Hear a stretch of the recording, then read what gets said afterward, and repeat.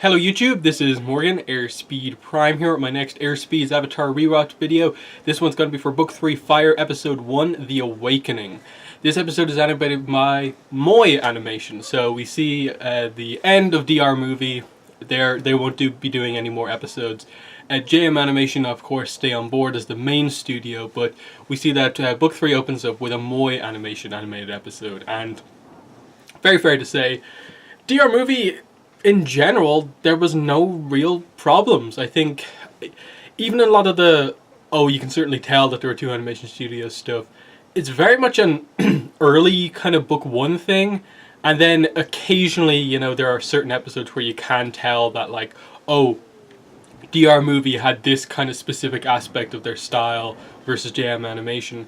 And it's similar here. I think the Moy Animation feels quite similar to DR Movie. I think most people would say Moy Animation's episodes are a little bit more consistent than DR Movie, but of course DR Movie had to start off with the series as well, and they've done more episodes, so there was kind of more of an opportunity to go wrong, but overall very successful. But yeah, we start off Book 3, and I will make a quick point. There is a decent amount of content covering stuff that happened in between Book 2 and 3. The main things will be Escape from the Spirit World, the web comics. So we obviously have Roku, Kyoshi, Kurok, Yang, Chen, the 4 parts of that web comic. That all happens in between.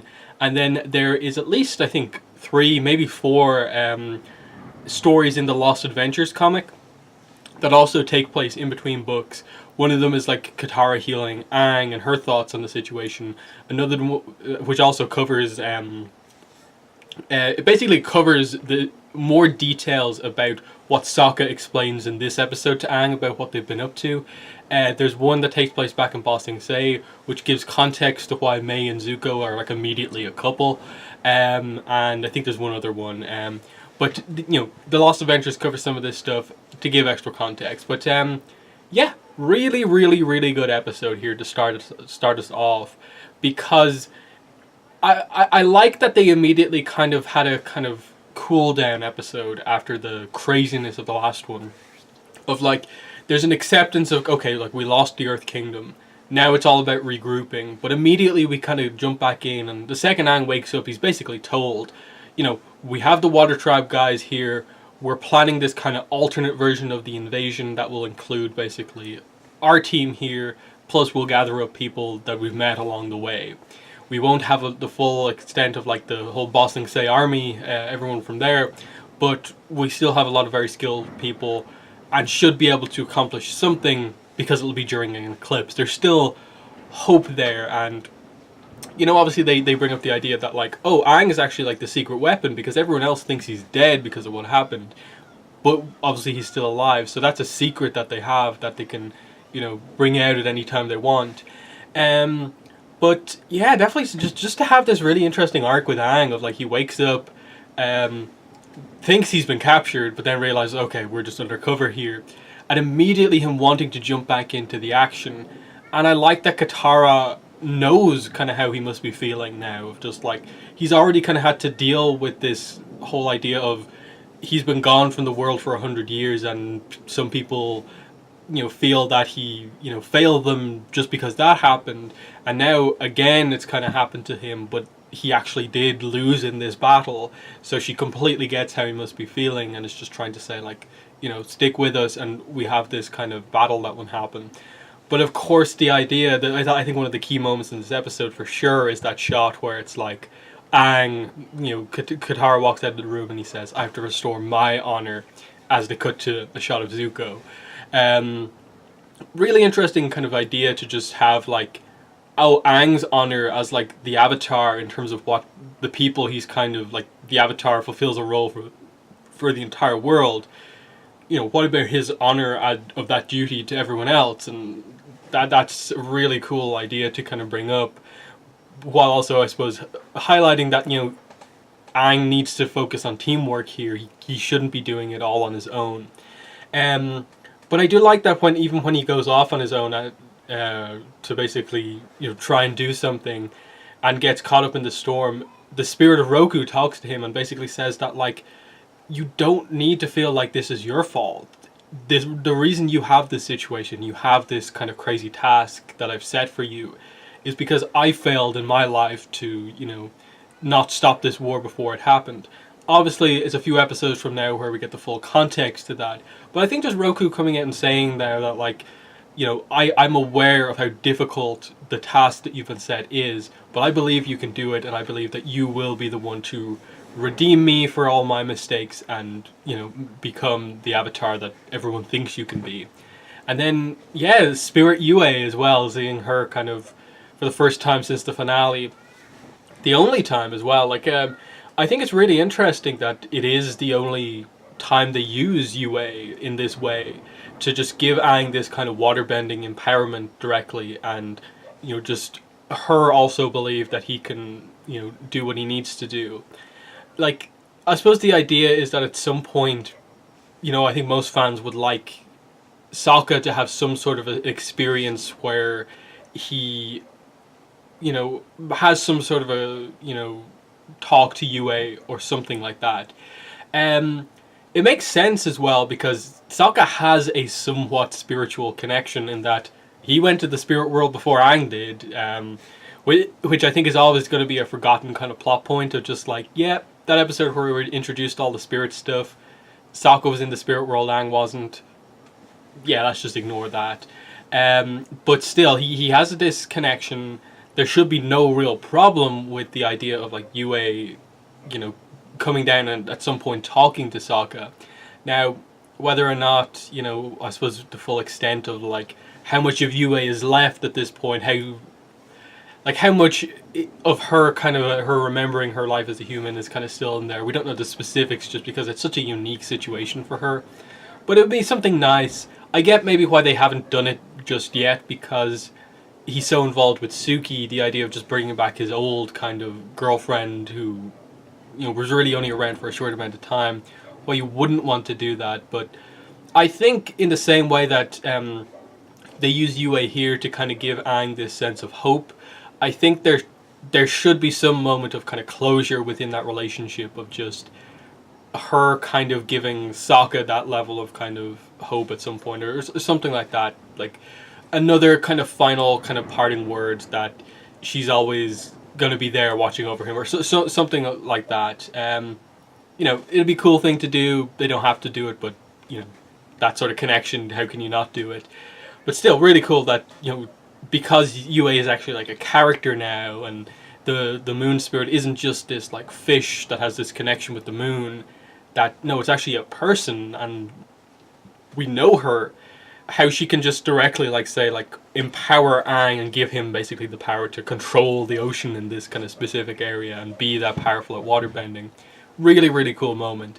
The rest of the episode, we get a lot of cool moments just on the ship as obviously they're going undercover. You get to see kind of fun little things of just like the reason the Doph as a ship, the Duke and Toph as a thing, is I think a lot due to this episode. Look at the scenes of the Duke in this episode, and most of them are either him and Pipsqueak or him and Toph. When Toph is firing, rocks at the other ships, the Duke is the one kind of like aiming Toph. He's kind of standing behind her, like directing her. And there's this one moment where, when Katara creates the mist, an attack from another enemy ship comes in and is heading for her. And the Duke just picks up Toph and like runs off like with her to safety. It's just this kind of fun moment of like, no one really picks up Toph like that, but the Duke does it. And especially with some of the other things of just like showing them being kind of close to each other, it's like, even though it's never really alluded to all that much, it's this kind of thing of like, the two of them are surprisingly like close for a minor character and a main character. But that's just my little shipping the Doph moment there. But yeah, the other side of the episode is Zuko, and it's so interesting what they do here in that immediately you can tell Zuko is not fully happy about everything that's happened. The one positive you can clearly see that's happened is that he started this relationship with May, and that seems to be a very positive thing for him. And also her, which is, I think was interesting that Azula just randomly comments that like May is oddly happy compared to what happened, and she's kind of wondering like, has May rubbed off on Zuko rather than like the other way around. But that relationship is like this positive thing, and there's some level of like hope for him going back to the Fire Nation. But the second he gets back, you see all these moments of just like the reality of the situation kind of really hitting home. He sits there like alone feeding the turtle ducks, and you know the connection of the turtle ducks is basically that was a activity he did with his mother, was feeding the turtle ducks, and she's not there. That being home highlights once again that it's this situation, this influence that the Fire Nation has on the world is the reason his mother's not there with him doing that. And that's always something that's going to be the case as things are right now. And then even the positives are just like, oh, I should be going to meet father, and he's kind of happy with me. When he gets in there, he's suddenly informed that, oh wait, Azula has told Ozai that I was the one who took down Aang. And Zuko's the one who clearly knows about the spirit water and knows that, not for sure, but that realistically Aang probably isn't dead. And because Azula also thinks that, she's basically put everything on Zuko. That he's immediately returned home in what should be his positive thing of just like he's sided with his family again. He's helped, I suppose, from Ozai's perspective to kind of capture Iroh, the traitor, and has played a huge role in the capture of Ba Sing Se and taking out the Avatar. And all of a sudden, all of that goes up in flames because now he suddenly knows this thing about like, wait, spirit water, Aang could be alive, and he hasn't told them yet. And just the fact that he's even in any way hesitated about telling them that is this huge thing of like, why haven't you done that? But also the fact that Azula very clearly is manipulating him here, in that she's not going to take any ill effect of a true reveal coming out if Aang does turn out to be true. It's going to be Zuko who takes that. So he's returned home immediately to, his father's kind of proud of him now because of a lie Azula told, and then Azula is constantly manipulating him. So it's just this really uncomfortable situation he's in. And right now, the only real positive is that the people of the Fire Nation seem to accept him again as a prince, and his relationship with May is a kind of positive thing as well. But just really interesting dynamic to take on this of just, this is what he wanted, was to return home and be treated well by his father.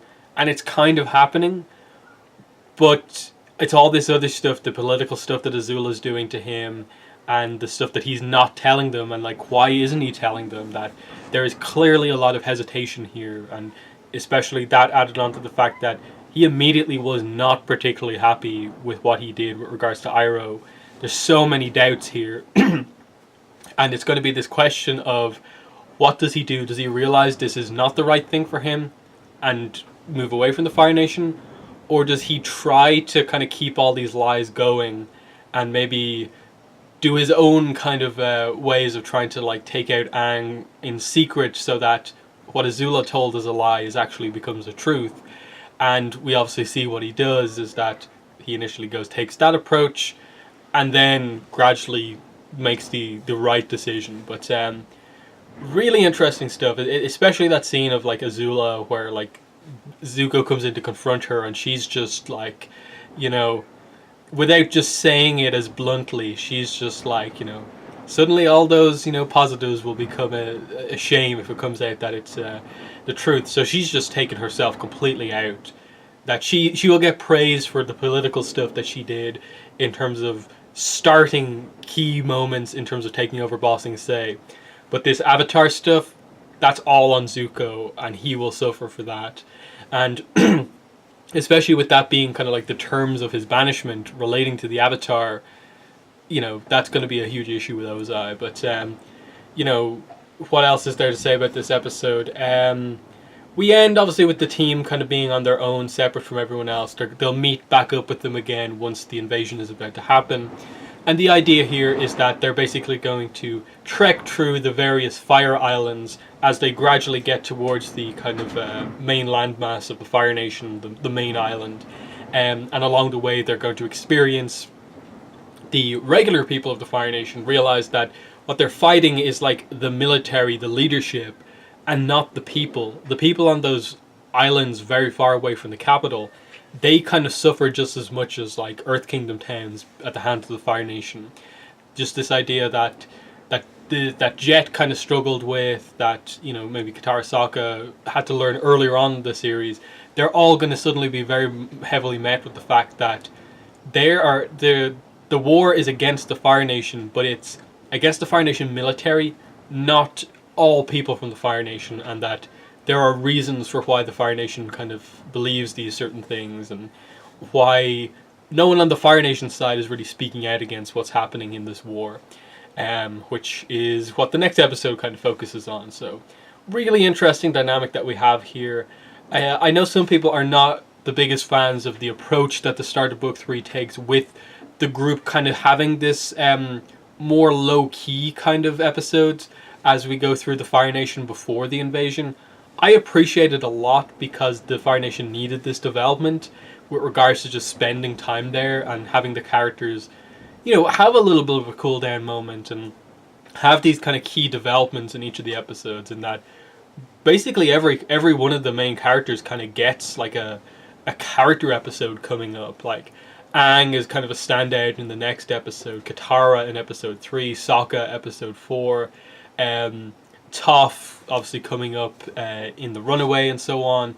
But yeah, that's the opener for Book 3. I've said it many times before, Book 3 is my favourite book because I like the mix of things that happen here. You have your more, you know, the kind of low-key, character-focused episodes that have a unique thing to them, but you also get your really action-packed episodes, like an Avatar and the Fire Lord, like the finale, like the invasion, Boiling Rock.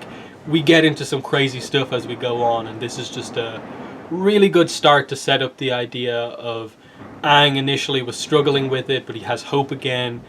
Zuko thinks things should be going right, but was realizing very quickly that it's not going to go as easy for him as he thought, and what decision is he going to make. Just really, really great stuff. So that's my review for episode 1 of Book 3, Fire.